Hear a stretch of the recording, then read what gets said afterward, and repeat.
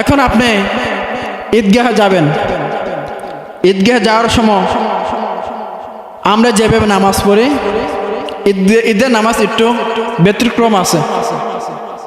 আপনি যাবেন, ইমাম সাহেব যখন বলবে কাতার সোজা করো, আপনি কাতার সোজা করবেন। সোজা করার সময় 3টা তাকবীর দিবে, প্রথম 3টা তাকবীর দিবে।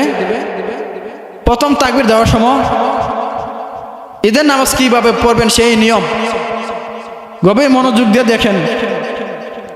প্রথম তাকবীর দিবেন, ইমাম সাহেব বলবেন আল্লাহু আকবার, হাত ছেড়ে দিবেন। দ্বিতীয় তাকবীর দিবে, আল্লাহু আকবার, হাত ছেড়ে দিবেন।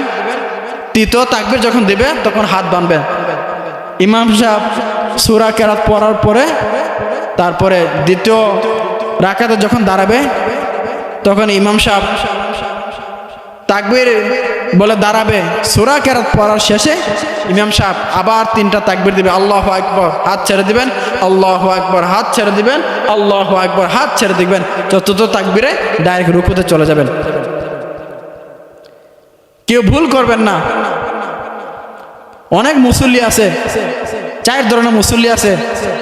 এক ধরনের মুসল্লি হইল 5 ওয়াক্ত নামাজ পড়ে, আরেক ধরনের মুসল্লি হইল বছরে একবার ঈদের নামাজ পড়ে, আরেক ধরনের মুসল্লি হইল মাঝে মধ্যে নামাজ পড়ে, আরেক ধরনের মুসল্লি হইল শুধু শুক্রবারে জুমার নামাজ পড়ে। আমি ওদিকে যাচ্ছি না।